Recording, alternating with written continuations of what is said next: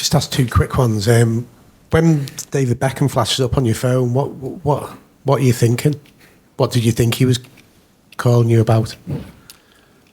Don't know what I thought really. Put a big smile on my face, I would say. Yeah.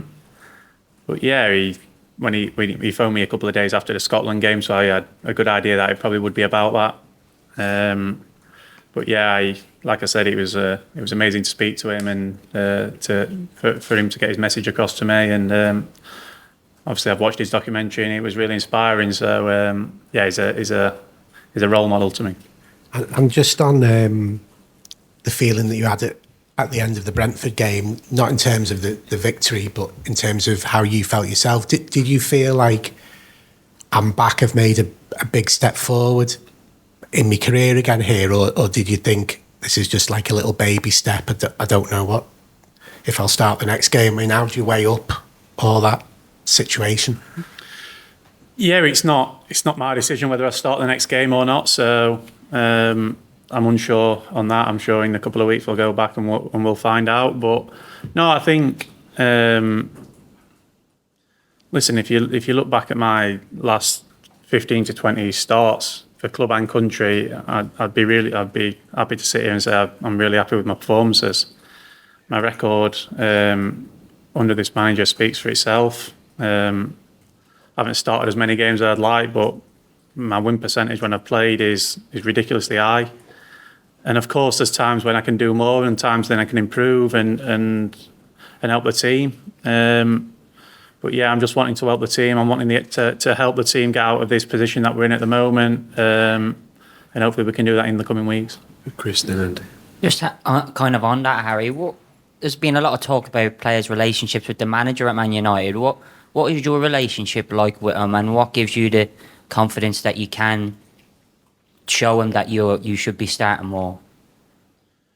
Yeah, I think I can only do what I've been doing in terms of when I'm coming into the team, bringing positive performances. I think obviously I've started 2 games this season and come on in a few off the bench. But yeah, keep working hard in training. I think the manager can only watch training and make his decision from training and the games when I get the opportunity to play. So I'll keep working hard. I'll keep pushing. I have great belief in myself, and I'm sure there'll be opportunities to come because, as we know, in the Premier League and when you're in all these competitions, there's many games, and unfortunately, injuries are part and parcel of football, and players get them. So I'm sure there'll be many opportunities to come. Andy? Harry, follow on from what Chris has said, has it been a shock to you that you've fallen down a pecking order a little at Manchester United? And how have you coped as well with, you obviously speak with great pride, understandably, about your 3.5 years as captain. How have you coped with having that captaincy taken away from you? Obviously, like I said, I believe in my ability and what I've done in my career, as every player should. Every player who's on the bench should believe that they should be starting. Otherwise, they won't be playing at a high level. So I'm no different. Listen, it's been tough. I want to play games. I want to feel important to the club, and I want to feel important to the rest of the team. At the moment, I haven't been playing nowhere near as much as I'd like. It's the bottom line of it. And I've just got to make sure that I'm ready to take the opportunities when they come along. When does the game time become an issue? You keep mentioning game time. Before, we've only got one transfer window into the Euros. When does that become an issue, game time, particularly in relation to you? Sooner rather than later? Yeah, of course. I mean, I'm not going to sit here all my life and play once every month. And if it carries on, then I'm sure myself and the club will sit down and have a chat about things. But honestly, at the moment, I'm fully focused on the 2 games for England, 2 big games. And then I'm fully focused on fighting and trying to get back my place at Manchester United and helping the team climb up the league to where we should be. Okay, let's make the last few quick. Jacob?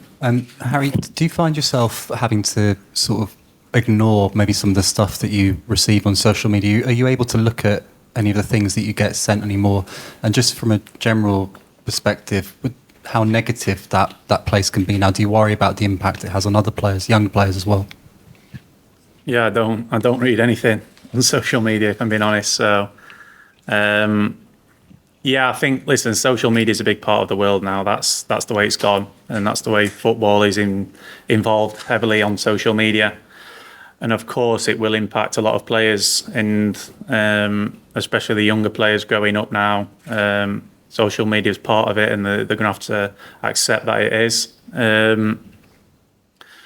And it'll be tough for the young players, but the main advice is, I'd say, is don't read it, come off it, speak to the people who are close to you. And the most important thing is your managers and your staff and your players, how much they respect you. So yeah, we speak about it at Manchester United, of course, because it's such a big part of the club. But the bubble that we have and the spotlights on us, we need to keep that bubble strong, and you get that belief and confidence from within that.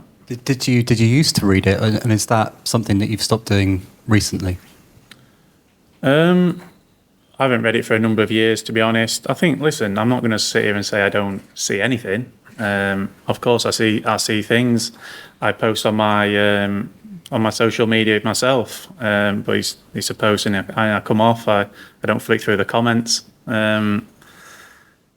But yeah, I think it's like I said, it's part and parcel of football, and it'll be tough, I'm sure, for many young players who come into the game. But I'm sure clubs now have got to start looking at ways and help to give them young players an advice in how to deal with that.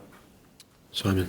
Harry, you spoke about the kind of support and positivity from your managers.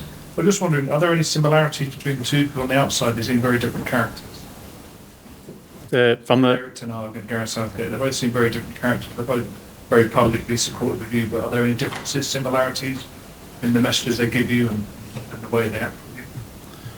No, obviously I appreciate all the support that they give me, and to the media and things, and obviously to myself as well. So there's a few similarities, but I think you probably know, is if you interview Gareth and interview Erik, there'll be a lot of difference as well. So no, there's different styles, different plays, but of course there's different ways that they both manage. I wouldn't say there's too much similar. Fisher Tom. Harry, your mum came out and staunchly defended you after that Scotland game. I know you say you don't read much on social media, but I presume you're aware of that. I think we can all understand a mother doing that for their son, but what did you think when you saw it? Was it helpful? If she felt like that and felt like she wanted to do that, then I fully support her in terms of that. My mum's been a big part of my career.